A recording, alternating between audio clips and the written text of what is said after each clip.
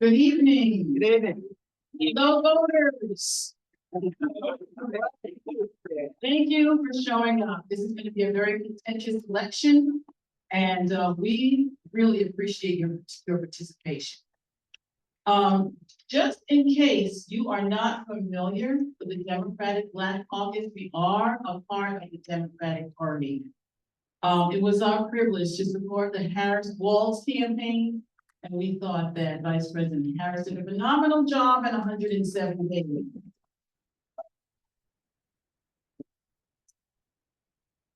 If you saw the convention on TV, that was put together by a Black man, Jamie Harrison. And we now have a new DNC president, Mr. Tim, and we're so happy with him.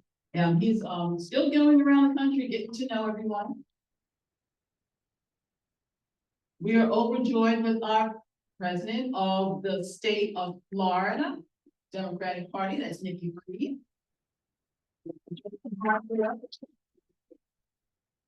And our Democratic Party chair in Hillsborough County is a Black woman, Vanessa Lester. Hello. I'm sorry to say she could not be with us today because of a death in the family, but believe me, she would have been here if she could have been. Now, I do want to let you know there are some candidates in the room. There's a gentleman by the name of Brian. Brian, can you stand up?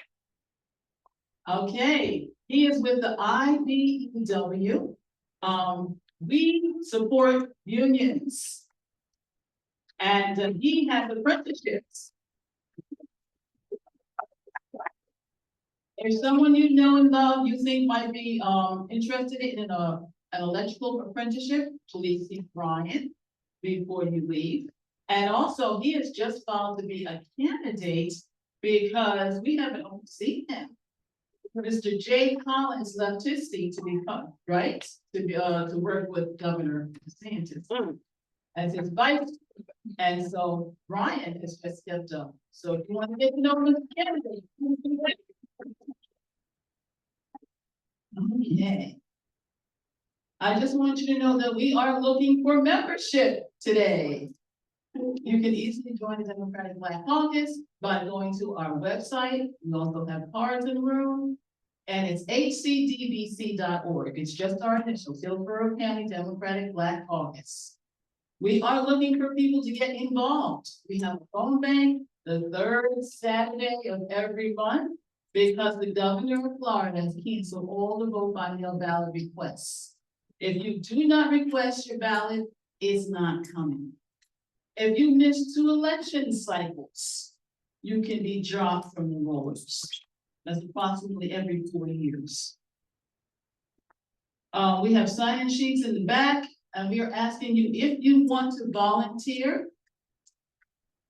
If you want to volunteer, or if you want to become a member, you can sign up in the back, and we will assist you with becoming a member tonight. And just so you know, I know you've heard a lot of what's going on with Medicare and Medicaid. My Black job is I help people with Medicare and Medicaid. My card up in the back, okay, no volunteer. We want everyone to be insured. Well, I am so happy that this lady decided to join us this evening. She's a special friend of mine. And she's a Tampanian, born and raised.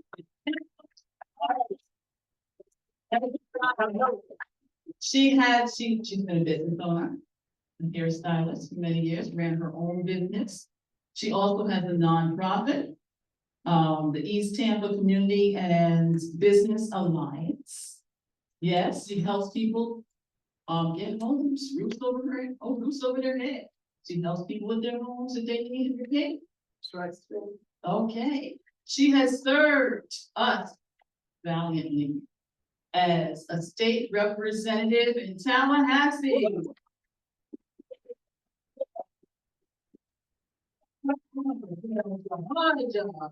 And she does it, and she doesn't even complain.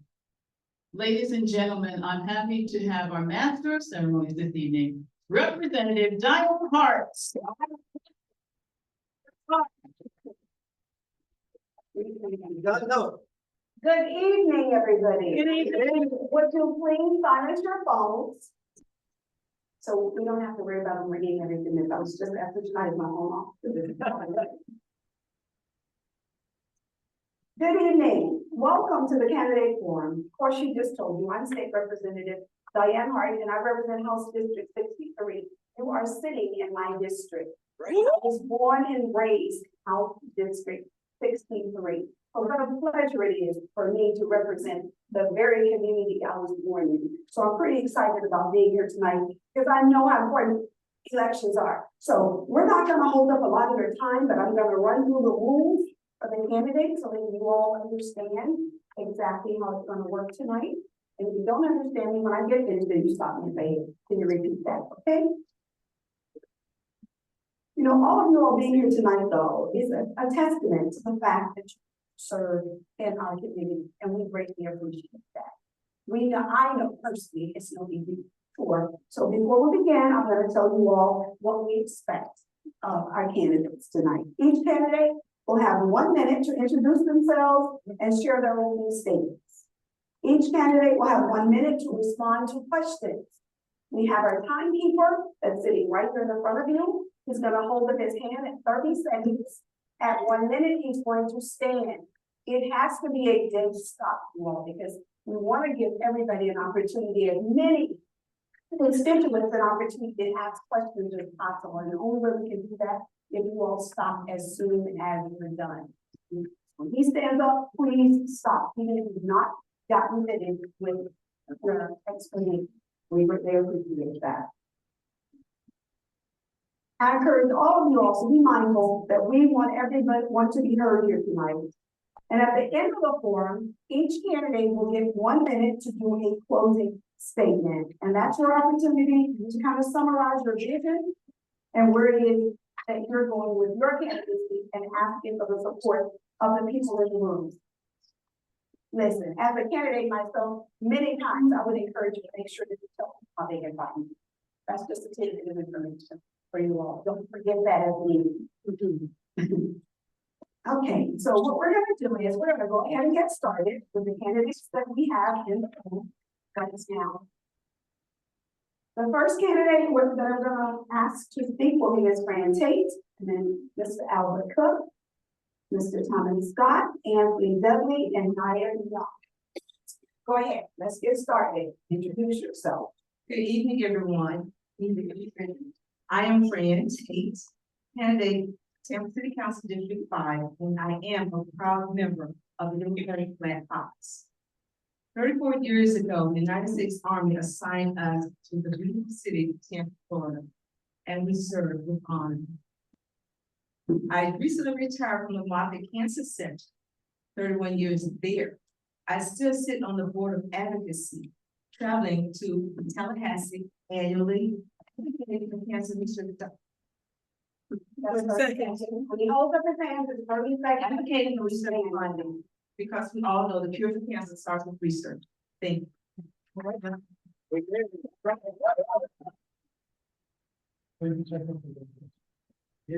Hi, my name is Albert Cook. I've lived in BME for 23 years. I've been a member of a neighborhood association. I was elected to that board. I was also recognized by Tampa Police Department for the Everyday Hero Award. I was appointed to the Citizen Review Board by the mayor. I was also appointed to the Chiefs Advisory Panel by the Chief of Police, and I'm the chairman of that panel.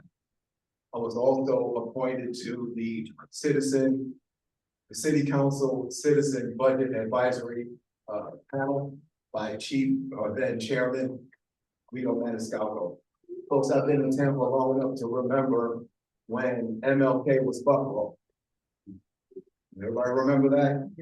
So my goal today, or my goal as a candidate, of course, is to improve Tampa the best we can. I love Tampa and I have passion to make sure that it is. So. Next is Mr. Thomas B. George. Hello, everybody. My name is Thomas George. I am the owner of Crowbar in Ybor City. I'm also a criminal owner in East Ybor. Been here for 25 years. I'm a lifelong Democrat. My dad was a factory worker. He also served with United Auto Workers. And my mother immigrated from Italy during World War II.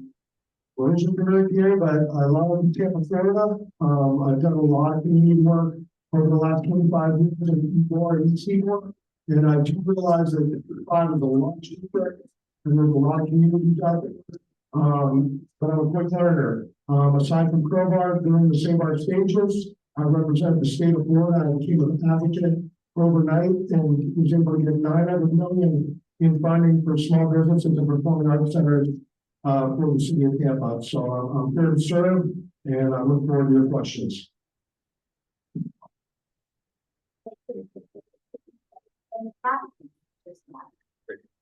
Thank you. I've been in Tampa 45 years. Most of you know I've already served on the county commission for 10 years, served on the board of the Tampa City Council for 4 years and the county commission for 10 years. And we've been able to accomplish a lot over those years as a city councilman and a county commission. You need somebody with experience, someone who's ready to hit the ground running now, who don't have to learn. You don't need a novice. You need somebody with the experience. Go there who have already know the landscape, understand the policies and all of that with the city government. So I am the person that's ready to roll, ready to hit the ground running, ready to work with the city council and make it the city that we need to be. Thank you.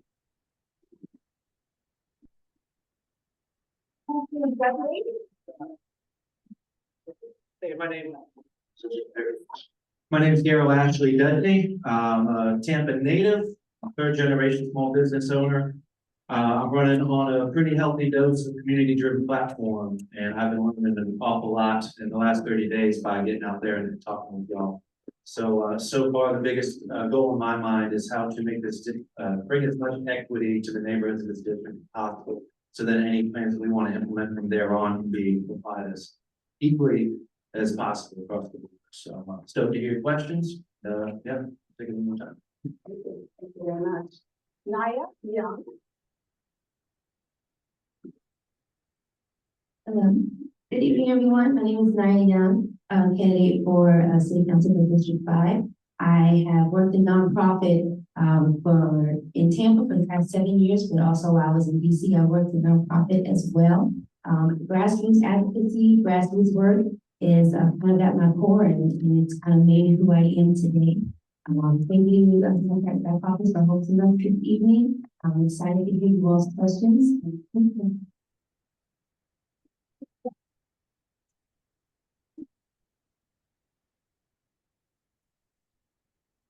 Hello, everybody. My name is Jose Vasquez.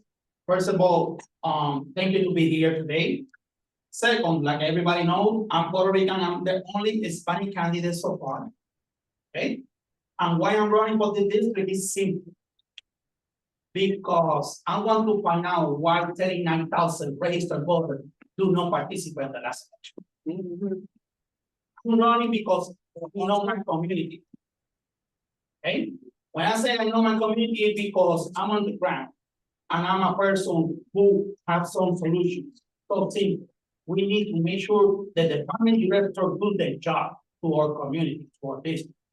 That's the reason I'm running for this. Thank you. Thank you for coming.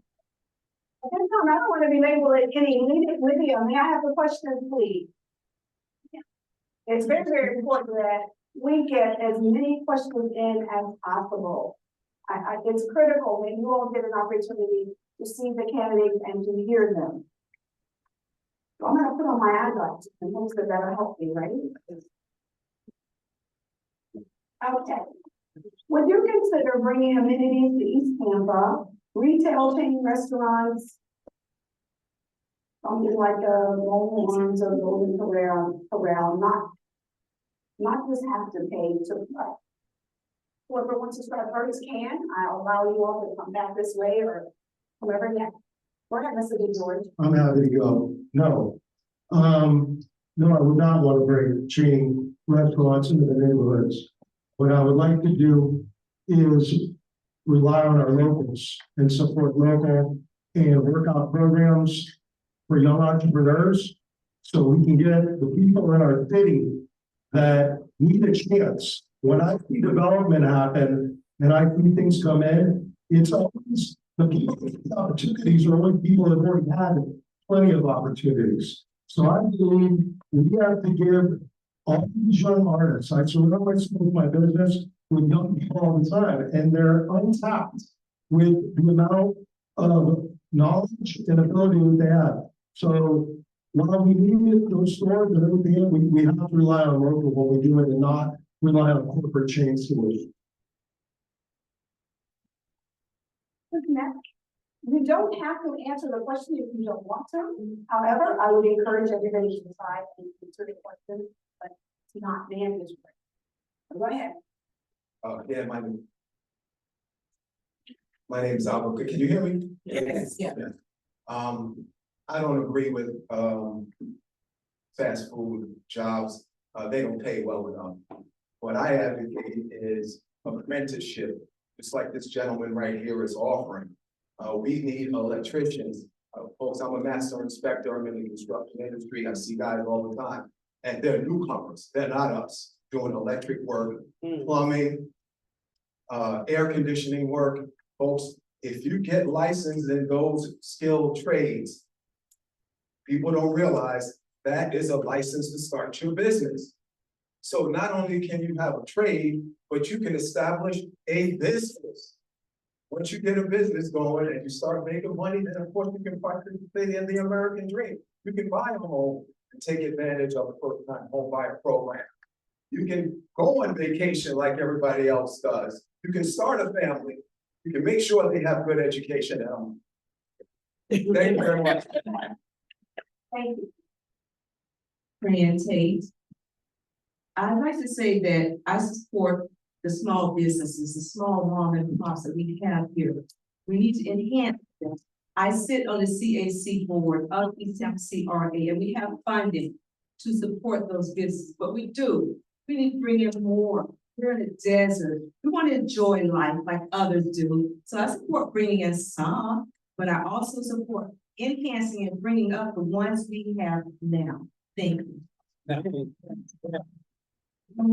would like to echo this, the sentiments of the other candidates.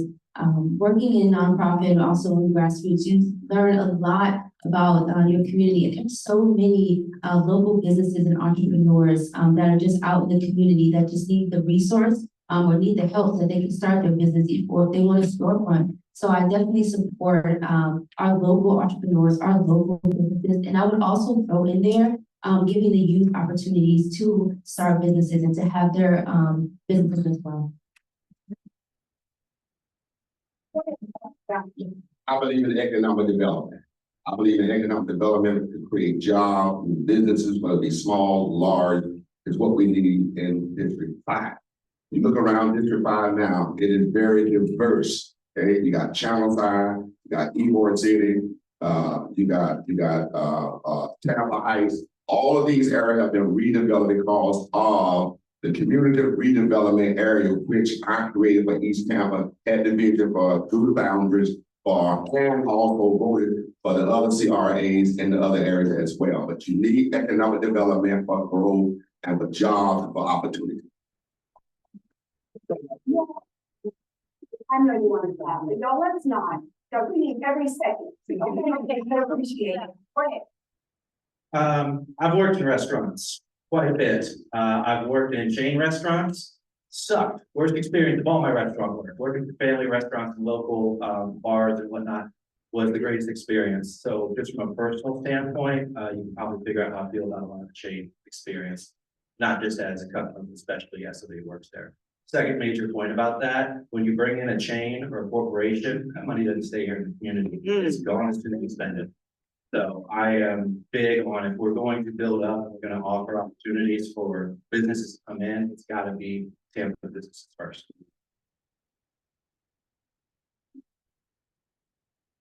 Well, Well, I can tell you one experience. For the last 15 years, I see so many small business shut down, not close, shut down in this. And I wanted to find out why. I know why. Well, if I become elected, I got to make sure the big chains not coming to inside district number 5. We need to strengthen the people who still own business and open again the community function of the small business. I say this because this is the heart of this. Hey, I don't know nothing about big corporations, but if you want to eat on the restaurant, guess what? Go to the north, south, east, or west, but not in district number 5. Let me ask each of you, name a community in District 5, and because there's several communities, and name one issue that they all have in common. I'll start with that one. Rent control. I mean, that seems a given. I don't care how high your wages go, if your landlord can jack up your rent on 3 weeks' notice with your new job, or it does you no good. So we got to figure out something about getting free when it's rained in. Jackson Heights, Belmont Heights, Seminole Heights, Tampa Heights. Affordable housing is an issue in Hillsborough County, period, in the city of Tampa.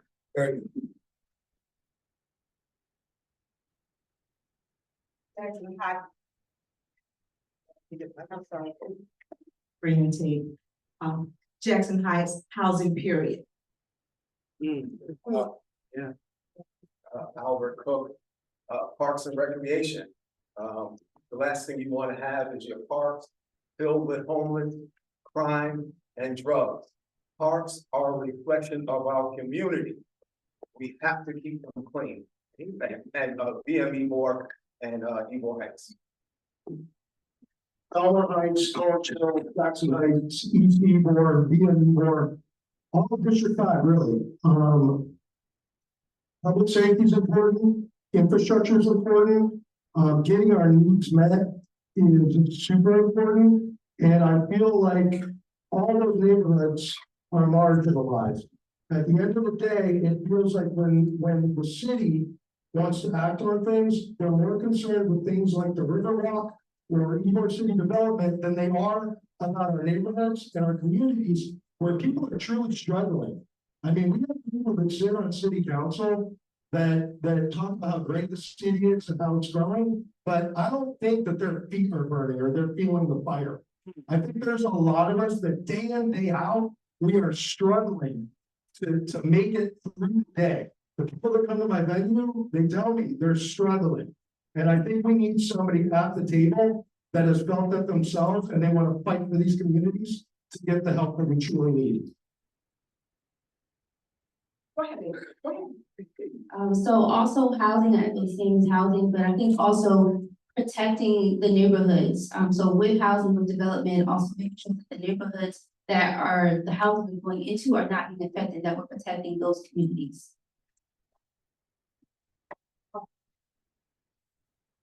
Well, I can tell you, my big issue right now, as a first responder, is establish or law enforcement, establish or fire rescue, establish support on the nonprofit program to serve the community. If we don't support the nonprofit programs, we cannot move forward with data to give funding to different areas. Yes, affordable housing is important, but I don't need a $300,000 house in this district. I need something that the residents can bring in 7 years. That's affordable housing. And I'm going to be focused on that we can happen. Okay, so each of you, what is your record of community service before you decide which one? Answer by Fran Tate. 20 years ago, I started a community safety watch, AKA Crime Watch, because I wanted to keep my community safe. Then in 2017, I founded the Jackson Heights Neighborhood Association. I also served as a reading coach at Potter Elementary School. I also am a crossing guard with the sheriff department. I also clean yards. I make sure that seniors receive handicap ramps. I make sure that houses are painted. Thank you very much. I helped found the Board of Merchants Association. I sat on the YCPC for a number of years and still do, working on the CRA budgets. During the pandemic, as I said, I represent the state of Florida with Save Our Seniors. They got 900 million to our small businesses, performing arts centers, the zoo, museums. I also locally founded Safe and Sound during that time, which got area businesses to follow CDC guidelines because our hospitals were overflowing with sick people. I've done hundreds of benefits at my venue. I've served on my neighborhood association, and I've mentored hundreds of young artists over the years. And I just want to keep serving, but I need a seat at that table because that's where the real action gets done. I am Naya Young, so I've worked in nonprofit for the past 7 years. Also, while I was in DC, I worked in nonprofit as well. We provide after-school programming, summer programming, free programming for children. We also have programs in other Hillsborough County schools. We have garden programs. We send students to Tallahassee to engage with our elected officials. We've also taken them downtown to interact with elected officials as well. In addition, also worked with TPAC, Our Community Care Act, which was to ensure that law enforcement are trained on diabetes, knowing the symptoms when someone is having a diabetic episode. And in addition to that, I've also done lots of community work, just with community engagement.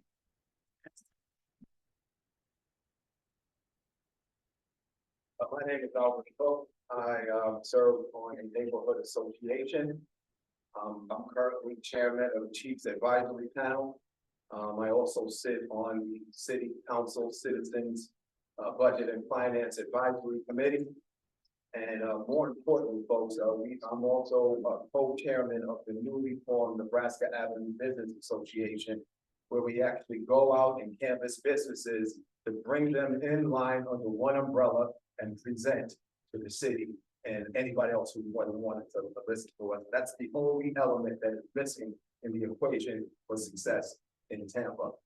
But I'm proud of is, folks, I'm on the leadership committee for the Booker T. Washington 100th anniversary. Folks, that's 100 years. Those folks back in 1925, those were grandchildren of enslaved folks. This is a huge anniversary. You're all invited. It's on September 28th. Okay. We have a question for Claire. How many people we all do? So if y'all happen to know my family's business, Bibb & Tubbs has been around since the 70s. We've typically been pretty involved in community work. We don't typically make a big deal out of it, it's just something we do. But one thing that comes to mind is about since the inception of Men of Vision, if that's a program that some of y'all probably familiar with. Been working with them since I think it was about a class of 10 boys. About it feels like about every month or every other at least. We're usually trying to cut a check to somebody who needs it. You know, if there's somebody that we're interested in mentoring our shop or learning something, we're pretty open to it. That's it. See it in there. 1980, when I came to Tampa, I worked with the Divine Providence Food Bank way before all the food banks that you have now. So we was feeding the hungry down on 22nd, 3012 North 22nd Street. From there, we built a new church, built a school, built a community development corporation that reached out to young people in the community, taught them how to interview, taught seniors how to use a computer, set up email address, on. I also was appointed by Sandra Helen Wilson as her CAC person on the county commission advisory board. Jose Vasquez. Well, like I said at the beginning, I'm Hispanic, so all my community service is more focused to the Hispanic community. I was the vice president of Boricua de Corazon Inc., and that it was a search and rescue emergency service right here in Hillsborough County.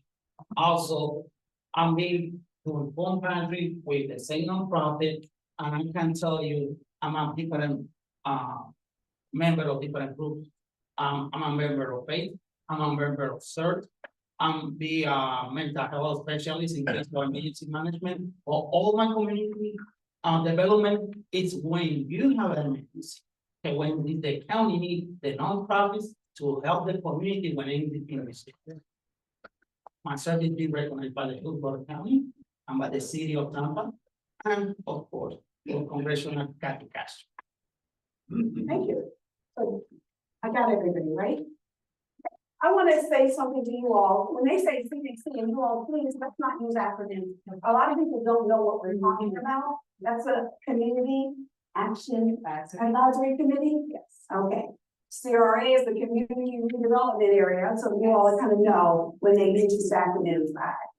That's not saying before. But this is a question that came online. Please share your thoughts on how you would improve the community benefit agreement to increase jobs and business for the low income. Whoever wants to take it can go first. No one? Well, simple. If we want to increase this job force, we need to help the small business. We need to talk to the director of the department to see how we can lower taxes. Okay, because if the small business cannot afford pay the rent or pay the taxes, they don't have no money to help it. I cannot change what already is established.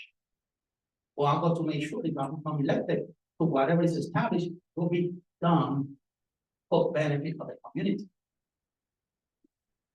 Through the boundaries again for the community redevelopment area to bring in economic development, affordable housing and on.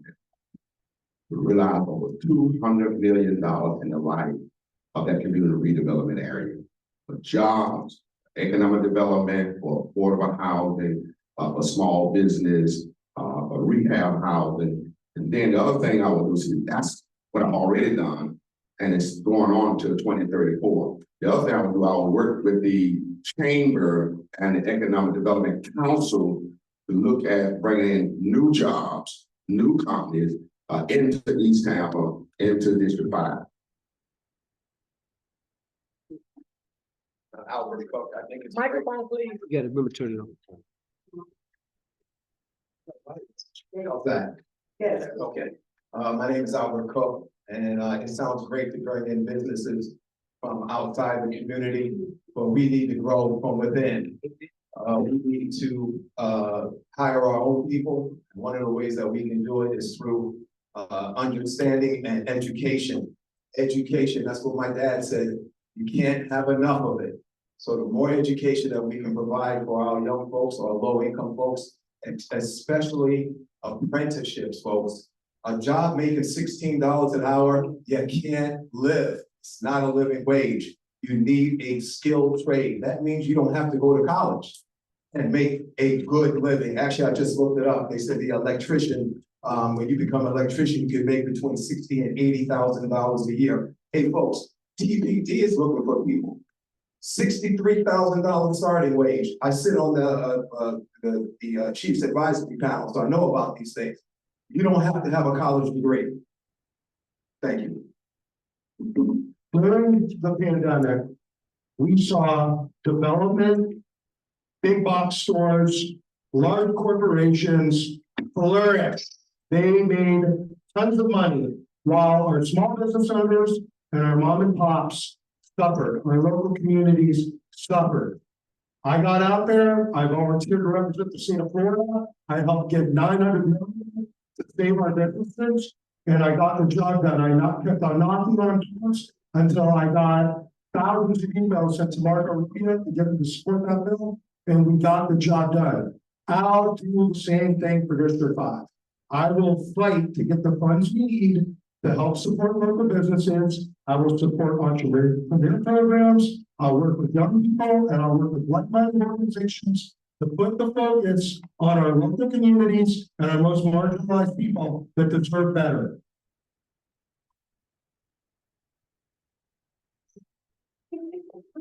Fran Tate.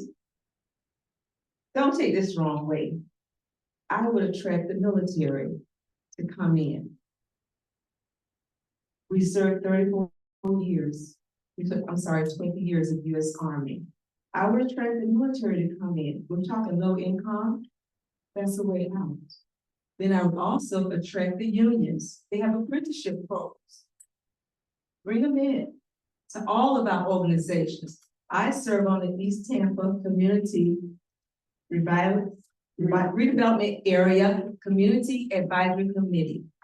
I would love to have them come to our meetings and talk to our youth. I would love to have them knock doors if they can't get to the youth in the meetings. But that's the way out. Have the unions offer apprenticeship jobs, have the military come in. No harm in that. Thank you.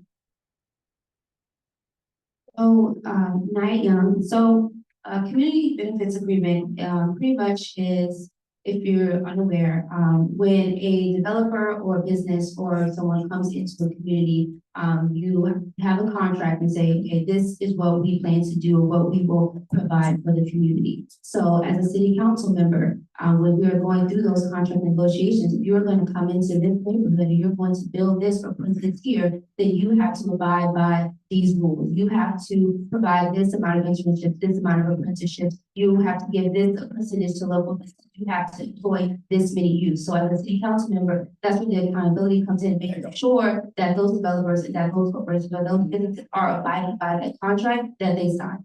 Okay. What Nia Young said.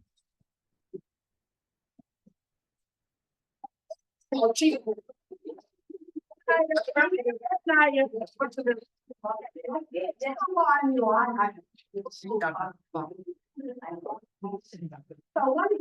of the questions is, what would you do? What do you think the solution to hold our slumlords accountable? Affordable leave, and can I hear me? I'm sorry. What would you all do? What do you think is the solution for holding your slumlords accountable? Would you create a registry? What is it that you all would do to hold our slumlords accountable in our district? Fran Tate. Sorry. I would definitely create a registry. Then I would have an agency to check behind them. Check to see if they're keeping their apartments clean. Check to see if they are keeping the roofs taken care of. Just check behind them, police them. You gotta police them because it's getting out of control is what the issue is. So we have to have an agency or a group of tenants band together and police those landlords and shut them down.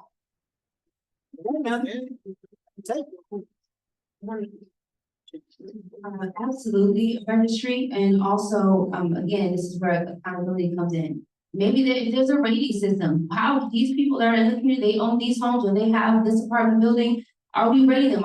We're going out talking to their residents. How do you feel living in this space? Do you feel like you're being supported? Or do you feel like your needs are being met? And if they're not meeting those needs, or they're not doing what the community is saying, or they're not providing adequate housing for those members, then they're out. You cannot live here anymore. That is a part of city council. We hold people accountable. Your job as a city official is to be a public servant to the community in which you serve. And if that person is coming into that community and they are not providing the adequate housing that is needed, then they don't need to be there anymore.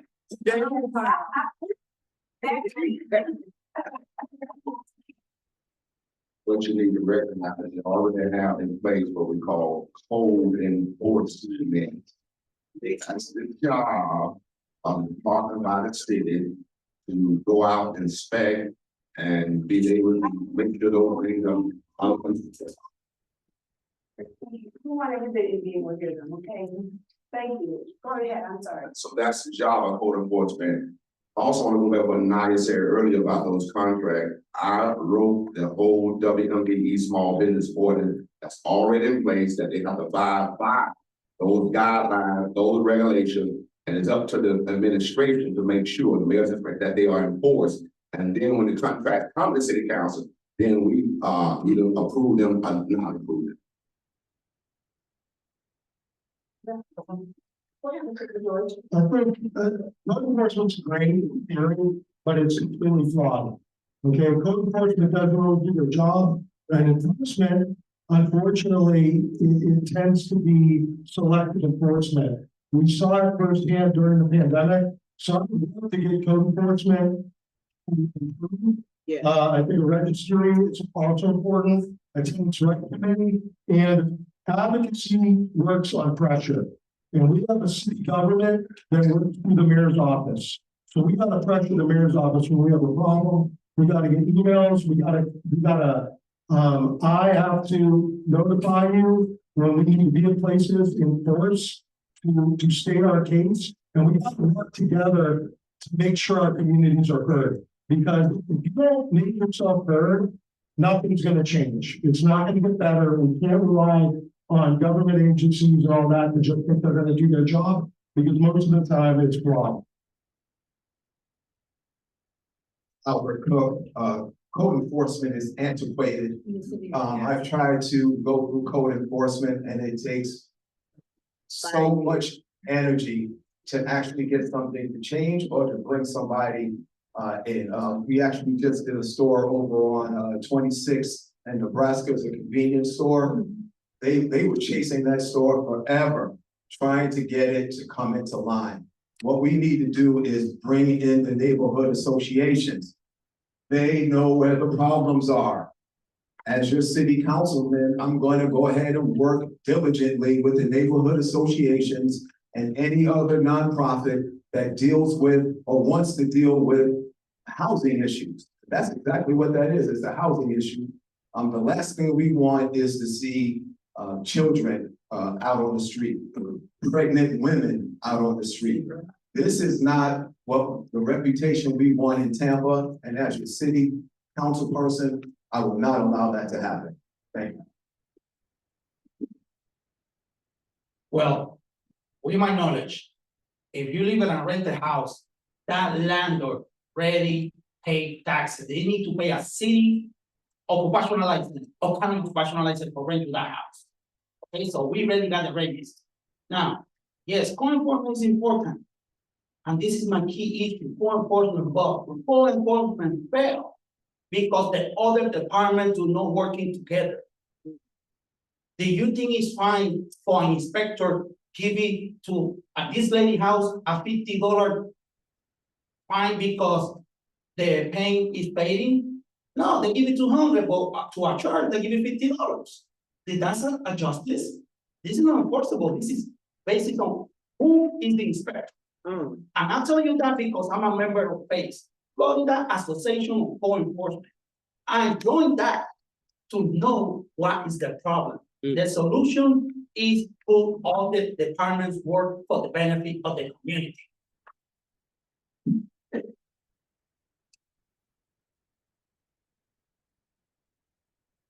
A lot of responses there that crossed a few wires, but in general, yeah, I'm on board with the idea of registry.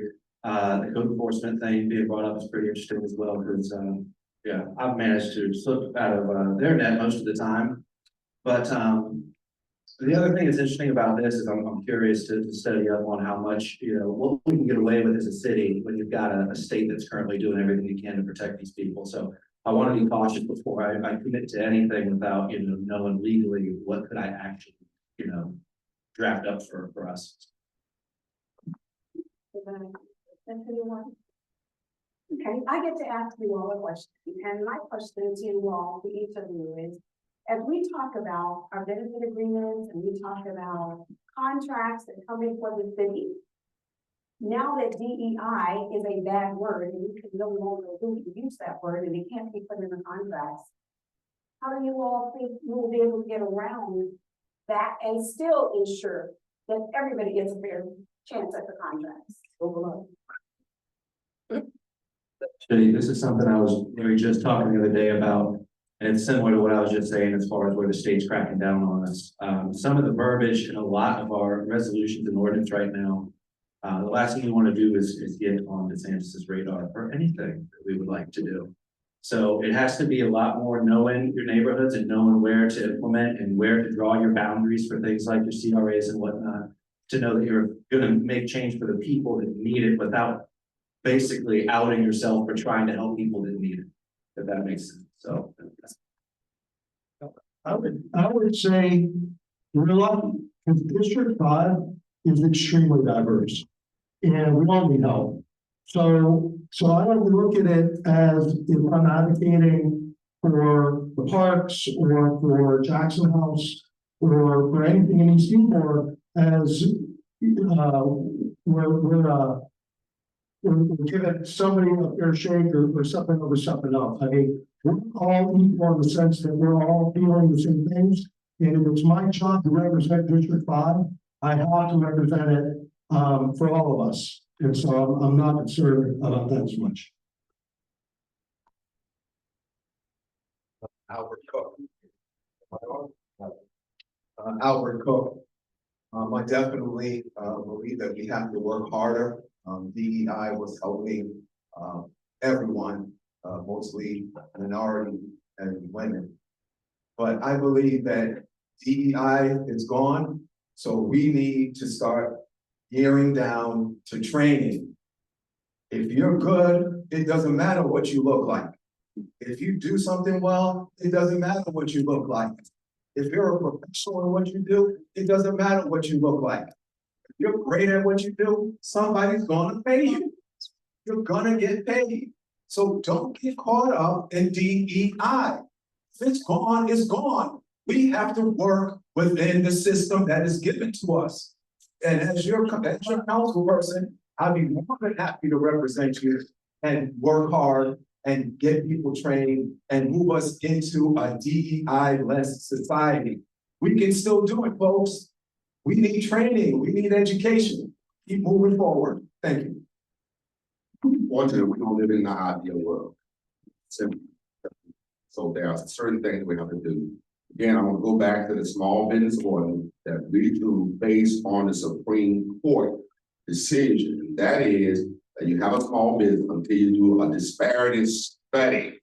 Do the disparity study, what we did was, and then we put a trigger in there for the WMB small, women being small businesses association. So that's what we did, put in that small business ordinance, and it kicked in when we found out that African American and women were being discriminated against. And you're still going to have that. DEI is diversity, equity, and inclusion for those who don't know. So we don't live in a perfect world. So you're going to continue to have racism, you're going to continue to have inequities and injustice. Fran Tate, I tend to agree with my, peers. I'm so sorry for that, your name slipped on. Also with the contracts we do have, what about accountability and transparency? We have contracts at city council now. We have developers waiting in the wings. They're kind of being pushed around at city council. The accountability and transparency, I want to get in there, I really want to look into that because I'm hearing things from small developers and it's troubling me. I'm very concerned about it because I sit on the Community Advisory Committee of the East Tampa CRA, and it's troubling me about these developers that are not getting their fair share of the funding and of the contracts. Thank you. Well, go ahead, my dear. So I agree with a few of the sentiments in here by the other candidates. I think also that comes with knowing, I think you have to know your community, right? Yeah. Know who you're working for. There's sometimes there can be a disconnect with getting information out. So if we know that we cannot strictly put into a contract, you need to have this percentage of minority businesses, but you know that you have this many minority businesses in East Tampa, you need to make sure that you're going to the nonprofits and the organizations that provide resources to those businesses or to those organizations or to those business owners and say, hey, this is coming up, make sure that your constituents, make sure that people in your community have this, and this, the contract dates are coming this time. So that they can make sure that they're in that fold, that they're not missing out on everything. Because when the information goes out, those who are waiting for the information, they're going to get it and they're waiting for it to come. So we don't want to be at the end of the line with that. We want to be sure that our communities have everything that they need. So when the contract comes out, when the proposals are there, they're able to apply. Family question. Jose Vasquez. I'm tired. Tired. Or read like I said, a newspaper. Or read the sentence say, we got an opening for small business, DEI, come and apply. You go and apply, and they tell you, you don't qualify because you're insurance, because you don't have the experience, because you don't have the job, because you need this specific tool. I'm tired of that. We need to come back to the basics. Back on the day, 15 years ago, the barber don't need a license. He got the hairdo, everybody going to the lady. So one of the saying from city council, I think we need to regroup everything down the guidelines for support the community. That's the only way we can make it happen. We don't need to put the 3 words DEI. We need to put the word community support. Yeah. Okay, so you all are very familiar with CRA, Community Development Area. If you are following Tallahassee, we are drying up your funds if we can. That's on the chopping block. You all know that. I'd like to know if when those dollars dry up, because it's coming, just keep waiting, fighting to get rid of them every day. When those dollars dry up, how committed are you all to ensuring that you still put money into your CRA areas? We all know they've not been completely developed yet. So what's you all's commitment to ensuring that you're gonna be fighting to get those dollars in that budget for your CRA areas? Fran Tate. I sit on the Community Advisory Committee of the East Tampa Community Redevelopment Area. I'll fight 100% because my CRA expires in 10 years. 10 years. So we're really trying to allocate funding out the door. We really want to see this community built up with those dollars. Housing, economic development, small businesses, mom and pop stores that need the funding. We're trying to get our dollars out the door, $13 million budget, 10 years. We're rushing, I'm 100% committed. I get to city council, I will remain 100% committed. Thank you. As I kind of said in the opening statements, I mean, to me, it's all about this district getting its equity first before anybody else. Quite frankly, downtown doesn't need the help, needs help, but not like that. Ybor City has been sold, good luck buying that back. So yeah, before anything really gets worked on, I believe that no matter how it happens, Sulphur Springs and East Tampa has got to be given the support that everybody else has gotten before we even start thinking about who else to fight for, what other parts of town to be. Community redevelopment area set by Florida statute to help distress and depressed neighborhoods. Give them the opportunity to come back like any other community neighborhood and be successful. 2034 it goes down. They're absolutely right. It ends. All of them end around about the same time. We all created at the same time. However, again, downtown is doing well. Charlottesville is doing well. East Tampa still has done some things, but it still needs more to do. And then you're right, Sulphur Springs really need a lot of help. And I'm committed to making sure we have the fund. Like Scott said, some areas doing well. Yes, because they take advantage of the taxes we already pay for support our community. Okay, district number 5 has the port of Tampa, believe it or not. We got 2 jails inside the district, okay? And if I can tell you how much business we got, like I already saying, we got that time. We got the Hamlet Arena, we got so many things inside the district number 5. So why we are not receiving the same treatment on development? We pay for the tolls. We have a lack of transportation. Okay. The truth is, we need to start, I'm sorry, and the way I'm going to say it, use the word CIA. We need to start implement the word, how I can keep my community about the DETT, there. We need to stay away from that. My name is Albert Cook. As you know, I serve on the City Council Budget, Finance, and Advisory Committee. We have a lot of bond debt that is actually going to disappear in the next couple of years.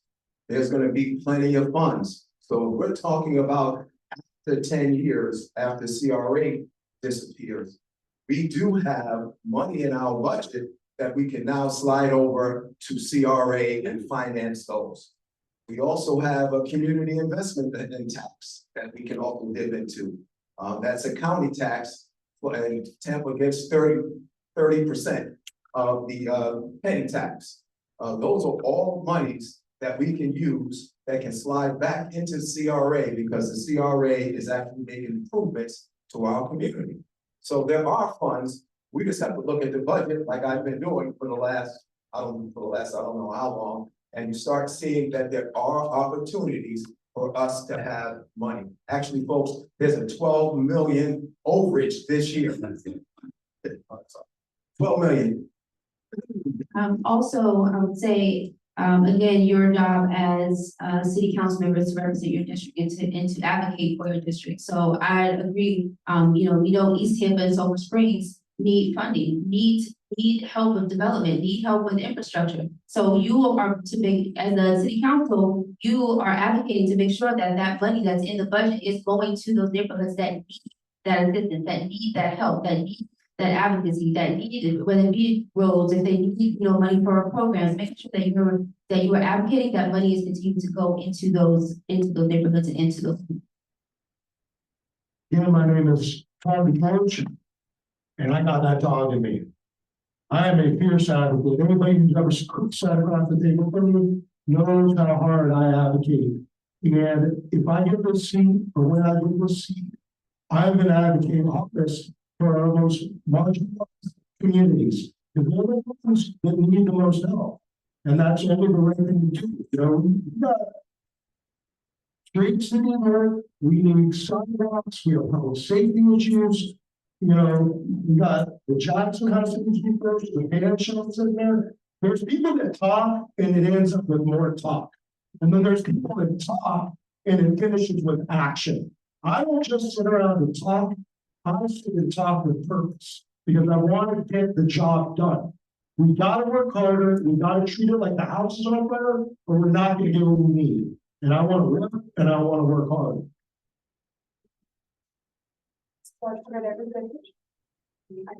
So, online, how would you use AI to reduce waste and do more with less in your city? And on city council. How would you use AI to reduce the waste and do more with less in the city while sitting on city council? Extremely carefully, for starters.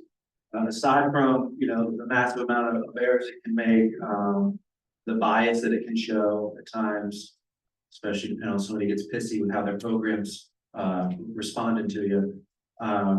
Yeah, that has to be then reviewed by people much smarter than yourself, and then probably two more after that. Not to mention the environmental impacts of it should also not go without mention. So that's that. Fran Tate, I wouldn't trust it at all.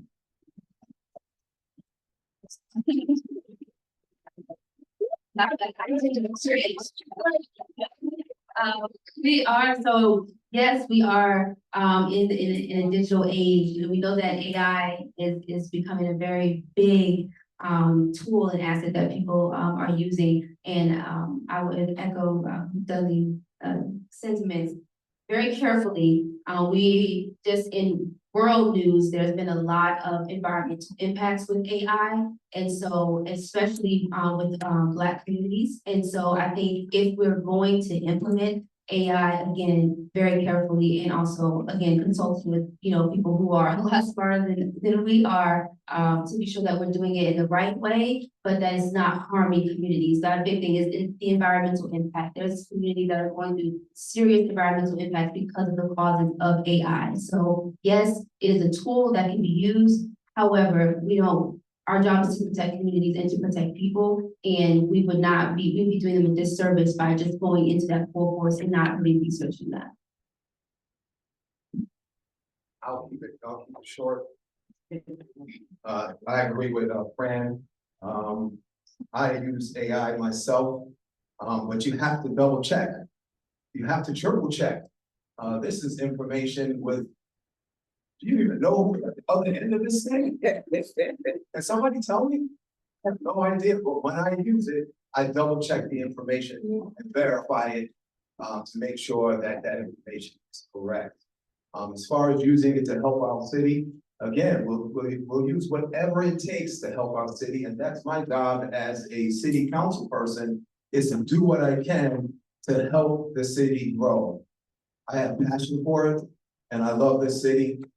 And I will continue to fight for it using AI or whatever else is available to make our city better and more prosperous for all our members. But don't forget, District 5 is not just East Tampa. That's right. That's where we fail, okay? It's not just East Tampa. I think the sentiment is that you don't trust it. That's what we're hearing pretty much. Let me just say that all of candidates are sharing and talking about what we will do when we get to city council. I want to serve notice that no one individual can do anything with city council without you. We don't build relationship and coalition, all this stuff we talk about. Not one person. It takes 4 things to be accomplished and get done on for the city council. It takes 4 votes on the county commission to get anything done. That's a fact, because it's a legislative body. You have a super majority, you have a strong mayor form of government, and a lot of times you have to pretty much check the mayor, hold the mayor's office, and make sure they're doing their job. That's in any department. Okay, simple as that. Go ahead. Jose Vasquez, you're running candidate for city council. Like the Scott say, yeah, that's true. But the problem is after they approve it, nobody can follow. That's the way I feel. Because see, a lot of things posted in the news, I never see what's going on 3-6 months later. When I call the agencies, the director of departments, oh, we have a problem because this, because that. Guess what? I become elected this next 15 months. I go to make sure this department do what they're supposed to do. The state council already approved it, and the mayor agree or disagree. We need to put the city of Tampa workforce available for our community again. And this is what I offer to you as a city council. Make sure the job is. So, my dad, who I lost a couple weeks ago, he was a factory worker and a union man, but he was a Fortune 500 CEO, being a dad and a mentor in getting things done. And something he used to say to me all the time was, if I don't know the answer, I know how to find the right people to get the answer. So while I'm not really versed on AI, I am surrounding myself with smart young people all the time that know it a lot more than me, that I can build coalitions with and collaborate, because there's things out there that, whether you believe are people or not, they can be used for great purposes. And you're never too old to learn. So part one is to work with those young people and smart people that know, read with me and listen and not push them out of the conversation. The other thing I would say is there's another saying I like that says, a rising tide lifts all ships. So while I realize that it takes 4 votes on city council, I also know that energy, excitement gets things done. My next question is from Pastor Scott. What would you do now that you did not do when you held that seat at city council? Well, first of all, it's a short term, it's only 15, 16 months, that's number one. Number two is, I think you have to still build a coalition of your relationship with the other city council people, that's number two. Number three, I will go back and look at the CRA, Community Redevelopment Area for East Tampa, because it has gotten off track. What the original intent was by me was envisioned to serve this community, East Tampa, get it out of the state, depressed state, move it to a level like the rest of the city. And so I'll really focus on that CRA and go back to the original vision and the original intent of those $200 million that was supposed to be going to small business, okay, for economic development, for parks, okay, for housing rehab, and not go on for that $200 million. Okay, I'd like for each of you all to tell me what's exercise you never candidate and why should we be voting for you?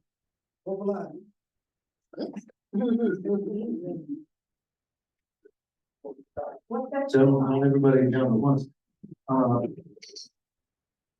I mean, my big thing is that, you know, I got into this, I'd like to believe, and I do believe, and I hope y'all do for the right reasons. This isn't about me. This isn't about what I think is wrong with the city. It's about my belief that I can absolutely serve as the best liaison between everybody in this room, what we need to get done in City Hall. So do I have all the answers? Absolutely not. Am I more than willing and stoked to listen to absolutely anybody who can tell me or has done, you know, dedicated years, if not their life, to solving these problems? Absolutely. So at the end of the day, it's community before myself, and it's people who are already here in Tampa before accommodating people that ain't here in Tampa for me, which is something I hope we can all get behind. I would say, you know, just understand the obvious that besides actually, I'm a white guy, and you know, traditionally this has been a black seat, so I know it's a leap of faith. You can look at somebody like me and say, hey, this person's gonna look out for my best interests. I want to help. That's what I want to do. I want to represent our most marginalized communities and help people. I think we'd also be doing an injustice if we didn't, you know, mention LaQuinn Henderson's passing. You know, it's unfortunate how this seat opened up, but I'm trying to grab that brass ring and do the best job for you. And I hope you take a leap of faith on me. Like Tom Scott said, it's a short term. So if you're looking to take a chance on somebody, take a chance on me. I won't let you down. I know I won't let you down because I'm a fighter and a strong advocate. Fran Tate, 20 years ago, we planted our feet here in East Tampa, our third house. I started a crime watch, pushing back on drug dealers. I started a neighborhood association, and we took our grievances to city council. I have a working relationship with all 6 of those city council members. I'm there. I call them, I email, I text. I'm a fighter. I stand up for my community and I don't back down. I love East Tampa. There's no way I'm gonna continue to allow East Tampa to look like it look, and I keep my mouth shut. Your vote, you asked me for your vote, I expect you to work for me. So when I go there, I expect work for all of you all. Vote Fran Tate, Tampa City Council, District 5, and you will not be let down.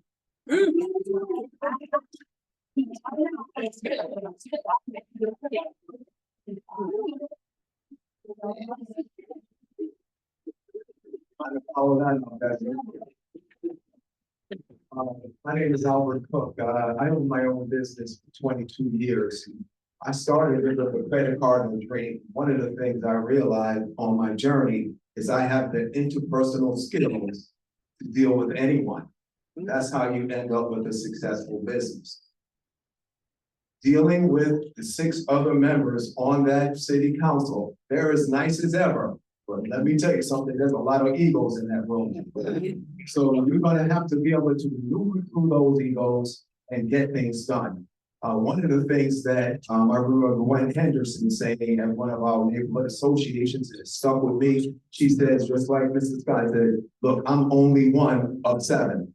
So she had to work hard to get the others to get in line. Folks, I have the interpersonal skills, and above all, I am a negotiator. You have to be able to negotiate with the others so you can get things done and help others get things done, and they can help you get things done. Young. One, I would say work ethic. Nobody's gonna outwork me, just be very clear with that, and I'm very confident in saying that. I can assure you that I'm much older than what I look, but I think, but I also think that that is my superpower.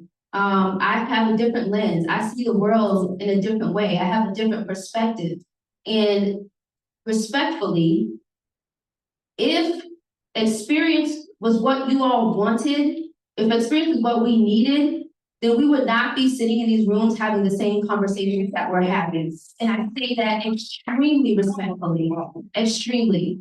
I have had to work this past since filing, and just to prove myself that I have experience. And let me be very clear, I have experience, I have the capabilities, I have the confidence, I can bring people together, and we have to have some conversations, because yes, you do need those votes, and we're gonna get them.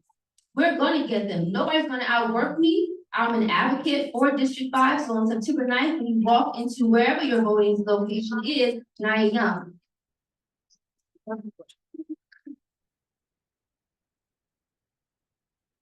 Jose Vasquez. Yes. I'm Hispanic. But you know what? You perfect example what I said for trans to on this. I've been wrong label 25 years ago. Okay? And I get up and I fight and I do what I need to do to support my kids and my family, helping my community. It's a lot of things you don't know. Because I'm being focused on helping a lot of people, a lot of problems. I'm a multi. And I know if you give me the opportunity, I do not go to fight with the other system of the city council. I go to make sure that whatever they vote, I'm going to make sure that happens. Okay? Okay. Because I don't need the votes, I need action. Whatever we decide, somebody has to make sure that happens. And that will be accomplished for benefit the community. Everybody is spoken. Fortunately, what sets you apart from the other candidates? Proven experience and proven leadership. Go back and look at my record as city council, as county commissioner. Leadership, 3 times I was elected by my colleagues as chairman of the county commission. 3 times city council, I was elected as chairman of the city council. Vision for the CRA, community redevelopment area for East Tampa. The money that has poured in, just about all the new projects is because of that CRA in East Tampa. You go Channel Side, CRA, Tampa Heights, CRA, Drew Park, CRA. We had the vision board, we was involved in it, proven leadership, proven experience, because the time is short. You need somebody who can hit the ground running and who can be able to address the issue now at city council. Thomas Scott. We're gonna wrap it up, and I have just one question, you all. Please, don't wait. Give me your top 3 goals that you will advocate for in your first 100 days, and right after that, you can do your closing remark. I want to give you all an opportunity to mingle with the people that are here so they can talk to you one-on-one. Okay, so who's gonna go first? And give me your top 3 goals that you're going to advocate for in your first 100 days, and give me your closing. Yeah. Okay. Right behind you, please. So far on my website, I have 4 draft resolutions up at the moment. The first one addresses how the city failed to communicate construction to small businesses and clogs up the roads and jacks your stay open for who knows how long, after giving you about a day's notice. My resolution on that is answers that one. I've heard a lot about how our community policing could use a little bit of work, especially given how much we spend on it. So I've got something again, and knowing that we're going into this without, much any say on the budget coming up. A lot of these issues that I'm proposing are budget minimal. They're just more reformative things. Making sure that our 2045 comprehensive plan puts Tampa residents before the ones coming in. I've got a whole outline on that. And trying to figure out why we have apparently been arguing over this outdated CRA for 20 years now. I'm sure we've got 10 years left on it. If I ran a business for 20 years with banging my head in the brick wall, I wouldn't have that business anymore. But I'd love to figure out how to solve that. My closing remarks are, man, I am tired of fluorescent lighting. I cannot wait to get away from one of these tables and talk with y'all out there, where I feel like I do way better than up here. If you have any questions at all, please come up, let's chat, let's get into it. For a better look at me, my background, I'm terrible at self-promotion and I hate fundraising. But you can check out votefordad.com, and that's going to be where you're going to find everything about me. So thank y'all. Who's going next? I will be economic development. I served with Charles and a few other on this whole reconciliation. One of the issue was, I said, economic development is more important than anything else. Being able to put money in my pocket, in the bank, to take care of my family. Economic development, creating jobs. Secondly, affordable housing. People need a clean place and a healthy place to live. And thirdly, I'll work with Hillsborough Community College, Economic Development Council to bring in good jobs into District 5. And workforce job on top of that, such as, again, a welding, automobile mechanics, electrician, linemen, and all of that are very important. They're a good paying job. I'll work with the Economic Development Council and also Hillsborough Community College to add water to make sure we can get those kind of jobs into East Tampa. Again, let me just say thank you all for being here tonight. We need experience. We need somebody who can hit the ground running.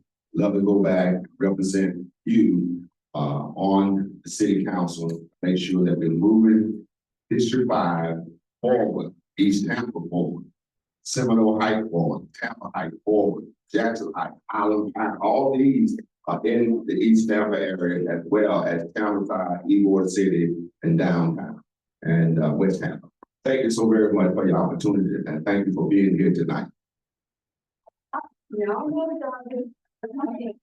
Fran Tate, the CHP, the Community Advisory Committee, just awarded the CDC $5 million for housing. The project is called Revive 29th Street.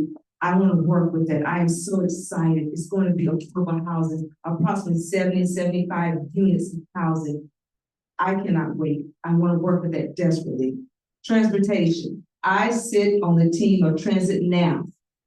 They found funding last year for bus route number 1. That's the Florida Avenue bus route. I want that same funding for bus route number 5. That's North 34th Street. If you can't do North 34th Street, let's do route 32.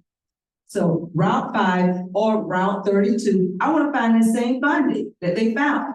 Free bus rides the whole year for my community.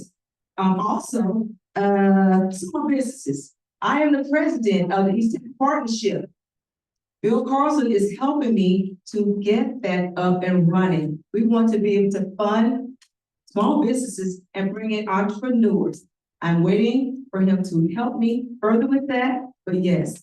And I want to thank you all so very much. I am Fran Tate. I am a fighter. I don't back down. I'm only 5'4", so what? Hit the ground running. I don't leave the ground. I'm always running. So Fran Tate. This is fun.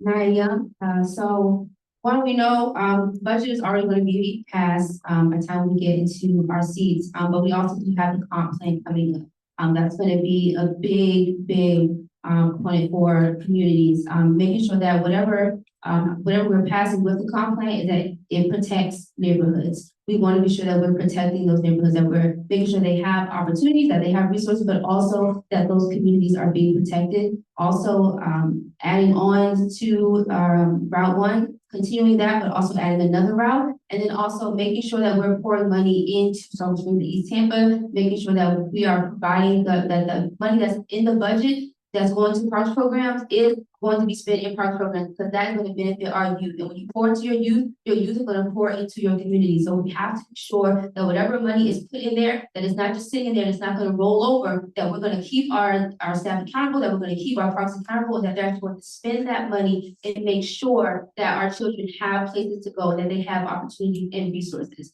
So Nia Young, I'm so happy to be here. I am ready to hit the ground running. I'm experienced. If you want somebody with experience, if you want somebody with work ethic, if you want somebody that's ready to hit the ground running, then you're gonna vote for Nia Young on September 9th. Thank you.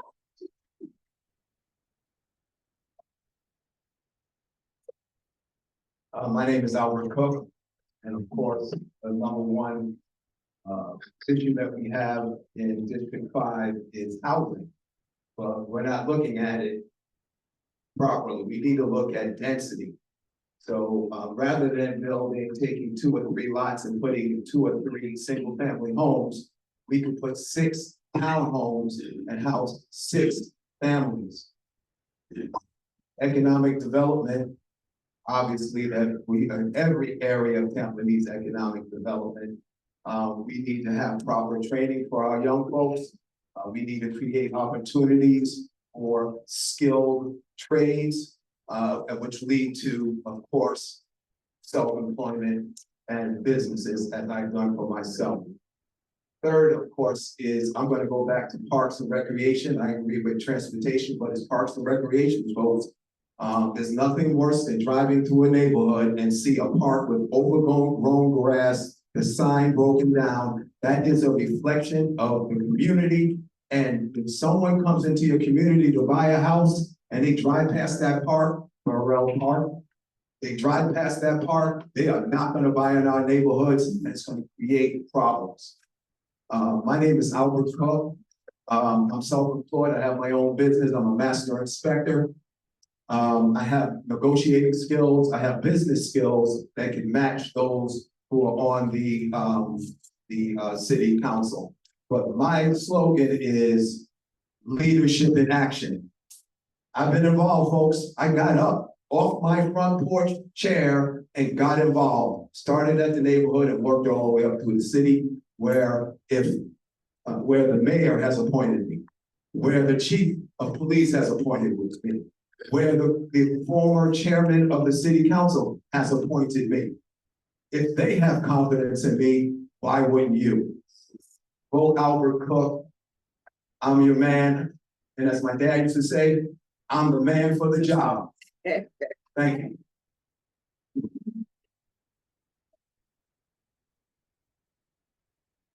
This is a hard one. There's 3 things, but if you go to the website, it's the georgefortampa.com. It has my full platform on it, but East Tampa's got a food desert.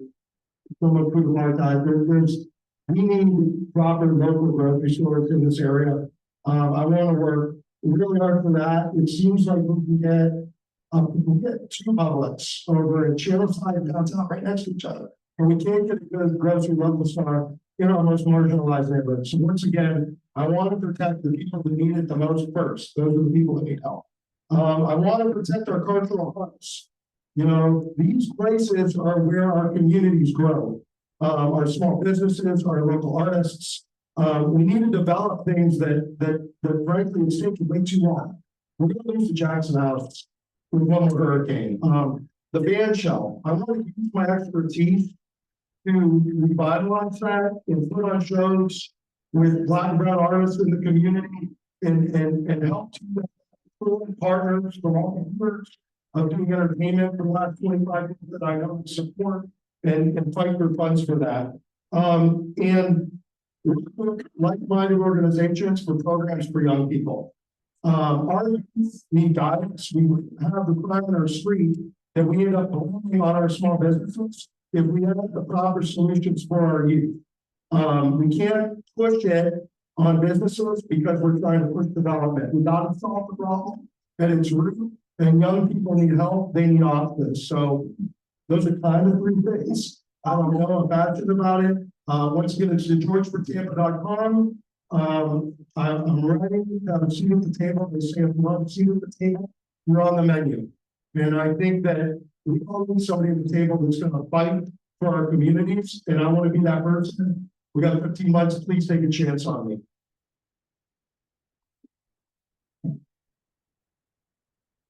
Again, my name is Jose Vasquez, and I'm here for one reason.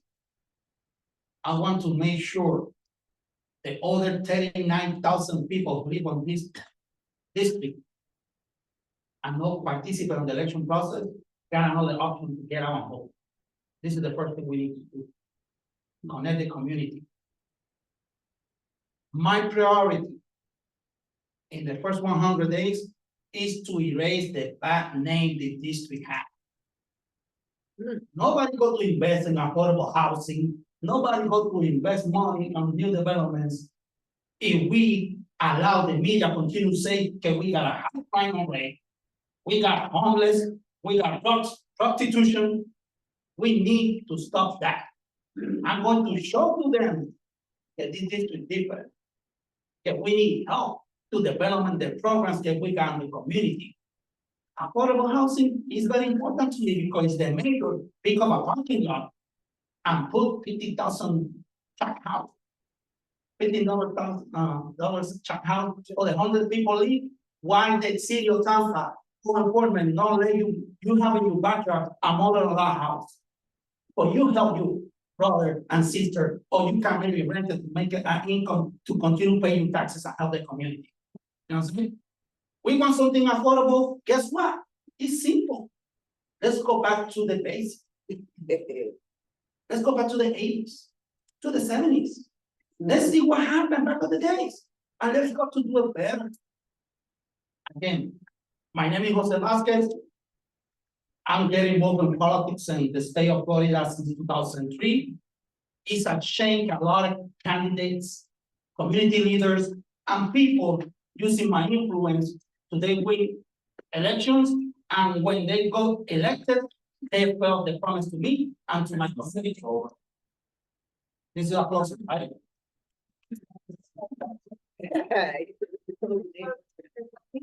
Our priorities and close.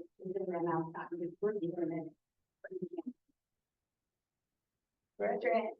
them how they can find you, what website, and then. Tomorrow, everybody go to see my website, Jose Portampa. All of these things, you all, I cannot begin to thank you enough for participating in the democratic process. I want to also thank you all for allowing me to serve you for the past 7 years. Most of you all know this is my very last year as a state representative. I will be on the ground sitting in the very same chair you all are sitting on. The next election cycle. On Saturday, there will be another forum for all the questions that we did not get answered tonight. You'll have an opportunity, many of you all who attend. It's at 2200 North Oregon. It's being put on by Florida Rising and Ms. Robin Lockett. Angela, thank you so much for giving me this opportunity to moderate. I tried to stay out of you all, that's why you didn't hear any questions. Me, join me on Saturday morning at 8 o'clock between 8 and 9. I'm supposed to have Joanna Colbert on my show on Saturday morning. But reach out to me if you'd like to be on the show. I'm more than happy to allow you to do that. And you'll get to speak to a whole bunch of folks on my show. So thank you. Thank you.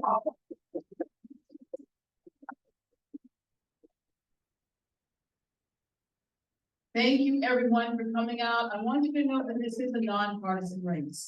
These are not all the candidates in the race, but these are our Democratic candidates. The only one that couldn't be with us was Ariel Hanley, whose mother was Gwen Henderson. I want to thank all of our staff, our chair, please stand up, Rhonda. We have a new secretary, Sherlonja Pick. Rhonda is our treasurer, and she does a good job, everything we need done. I want to thank, our first vice president, James Cole.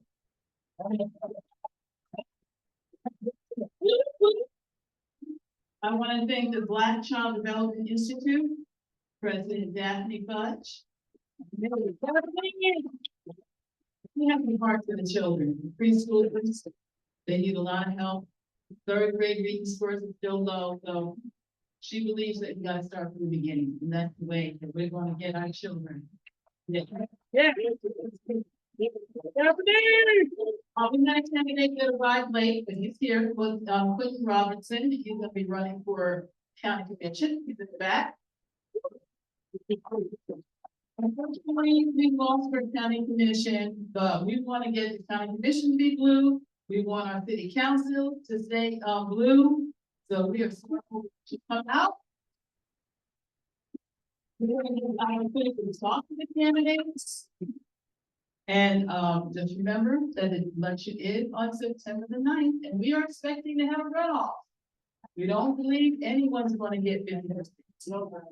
Once again, if you want to be a member of the Hillsborough County Democratic Black Caucus, we have ladies at the table that can make you a member tonight. Our meetings are the second Thursday at 6 o'clock. We need phone bankers. We need precinct captains. If you don't know what a precinct captain is, we will help you with that. We need people to knock on the doors who look like us, okay? This is District 5. They feel better when a Democrat knocks on the door. We don't want them to say, oh, well, we never hear from you guys. We want to hear from, we want to, get our voters engaged in this election because the midterms are coming up, right? So this is a great opportunity to speak to voters. I also want to, say thank you to our former Hillsborough County president, on the state, former state president, and she happens to reside in Hillsborough County. And she's now working on the national level, Ms. Lydia Hudson. You want to get involved, believe me, the cream rises to the top. Real fast, you want to do the work. I want to say a special thank you to every single candidate that came out tonight. Run for